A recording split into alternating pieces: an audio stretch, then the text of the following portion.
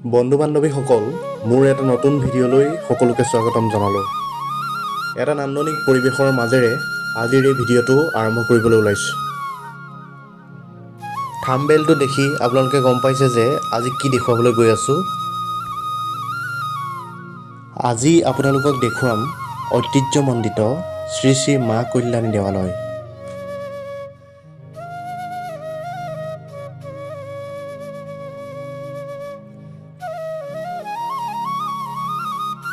এই পৰিৱেশ দেৱালয়ৰ নিচেই কাষেৰে বৈ যোৱা চিৰপ্ৰবাহমান ব্ৰহ্মপুত্ৰৰ। ভিডিঅ'টো শেষলৈকে চাই থাকিব আৰু যদি নতুনকৈ চেনেলটোত ভিজিট কৰিছে, লাইক আৰু ছাবস্ক্ৰাইব কৰিবলৈ নাপাহৰিব।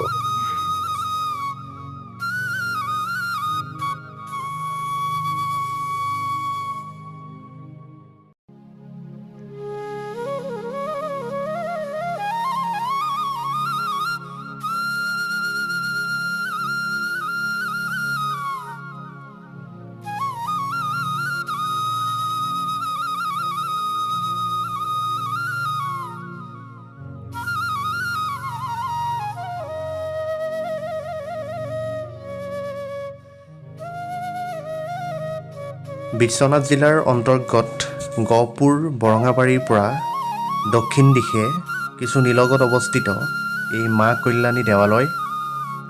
প্ৰতিদিনে অগণন ভক্তৰ আগমন ঘটে এই মা কল্যাণী দেৱালয়লৈ।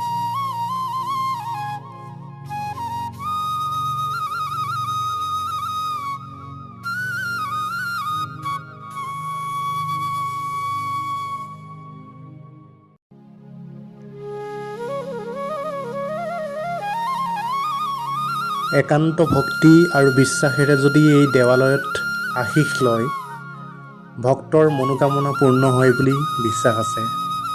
বছৰৰ প্ৰতিটো দিনতেই অসংখ্য ভক্তৰ আগমন ঘটে এই মা কল্যাণী দেৱালয়লৈ। প্ৰাচীন শক্তিপীঠৰ ভিতৰত এখন জাগ্ৰত শক্তিপীঠ হ'ল এই মা কল্যাণী দেৱালয়।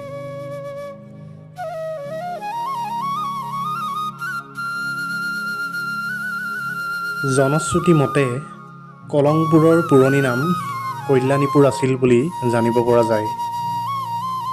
অঞ্চলটোত প্ৰচলিত প্ৰবাদ অনুসৰি শাস্ত্ৰীয় হিন্দু ধৰ্মৰ মহিমাময়ী দেৱী মা কল্যাণীৰ আৱিৰ্ভাৱ কল্যাণপুৰৰ পৰাই হৈছিল বুলি বিশ্বাস আছে। কালক্ৰমত এই কল্যাণীৰ আৱিৰ্ভাৱৰ স্থানত কল্যাণীপুৰ, পাছলৈ কল্যাণপুৰ আৰু এতিয়া কলংপুৰ নামেৰে পৰিচিত।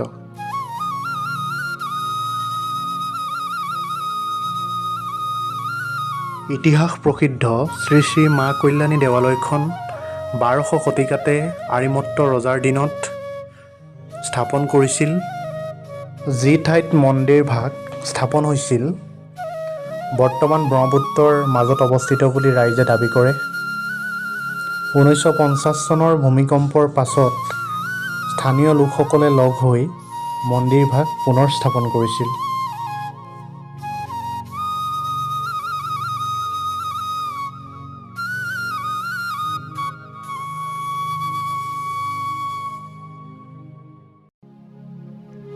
এই মা কল্যাণী দেৱালয়ত বলি বিধানৰ প্ৰথাও আছে। প্ৰতিষ্ঠাৰ পৰা জড়িত লোকসকলৰ মতে মায়ে বলি বিধান বিচাৰে বুলি দাবী কৰে। কল্যাণী মাক সন্তুষ্ট কৰাৰ বাবে এই শক্তিপীঠত বলি বিধান প্ৰচলিত।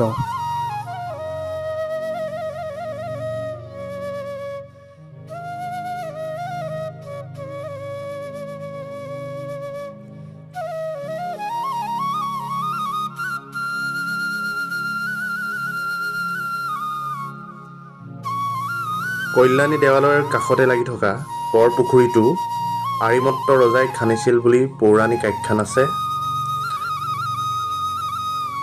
এই বৰপুখুৰীটোৰ বিষয়ে এজন স্থানীয় যুৱকৰ পৰা কিছু কথা জানিবলৈ চেষ্টা কৰিলোঁ। এইটো হৈছে ঐতিহ্যমণ্ডিত দিপৰা পুখুৰী। আপোনালোকে যিসকলে আছাম হিষ্ট্ৰী পঢ়িছে বা অসম বুৰঞ্জীৰ বিষয়ে জানে তেখেতলোকে গম পাব মহাৰাজ আৰিমত্তৰ দিনত খনোৱা এইটো এটা পুখুৰী আৰু তেখেতে এপৰৰ ভিতৰত এই সম্পূৰ্ণ পুখুৰীটো খান্দি উলিয়াইছিল। অৰ্থাৎ সেই সময়ত কৰ্মচাৰীও বহুত আছিল আৰু সকলোৱে হাতে কামে লাগি দুপৰীয়া সময়ত এই পুখুৰীটো খান্দি উলিয়াইছিল। সেই সূত্ৰে এই পুখুৰীটোৰ নাম হৈছে দিপৰা পুখুৰী আৰু আমাৰ সমগ্ৰ জেগাকণৰ নাম সেই সূত্ৰে দিপৰা হৈ গ'ল। আপোনালোকে দেখা পাব 4 বাউণ্ডেৰী এইটো সম্পূৰ্ণ মাটি ইয়াত 52 বিঘা আছে। 52 বিঘা সম্বলিত এটা পুখুৰী, খুব ডাঙৰ পুখুৰী হয়। আৰু বৰ্তমান যিহেতু ইয়াতে বিউটিফিকেশ্যনৰ কাম চলি আছে, আপোনালোকে দেখা পাইছে ৰাস্তাবিলাক অলপ ডাঙৰকৈ উঠোৱাৰ কাৰণে মাটিটো অলপ ঠেক হৈ গৈছে। বৰ্তমান আমি যদি চাওঁ ইয়াতে 34 অৰ্থাৎ 34 বিঘা মাটিত বৰ্তমান এই পুখুৰীটো আছে। আৰু আপোনালোকে চাব পাৰে এইফালে ধুনীয়াকৈ বিউটিফিকেশ্যনৰ কাম চলি আছে। বৰ্তমান যিহেতু খৰালি দিন, পানীটো কমি আছে। আপোনালোকে বাৰিষা কালত ইয়ালৈ আহিলে খুব এটা ধুনীয়া পৰিৱেশ ইয়াতে পাব, কাৰণ সেই ষ্টেপলৈকে যিহেতু যেতিয়া পানীটো গুচি যাব এটা ধুনীয়া নান্দনিক পৰিৱেশ ইয়াতে সৃষ্টি হয়। আপোনালোকে আহিব বাৰিষা কালত আহি এই পুখুৰীটো যদি আহে আপোনালোকে খুব ধুনীয়া এটা পৰিৱেশ ইয়াতে দেখা পাব।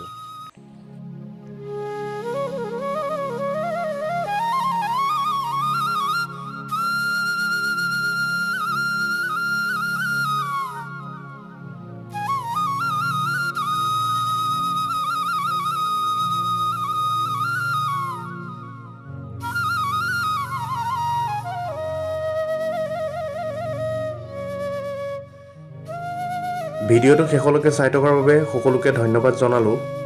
যদি নতুনকৈ চেনেলটো ভিজিট কৰিছে, লাইক আৰু ছাবস্ক্ৰাইব কৰিবলৈ নাপাহৰিব।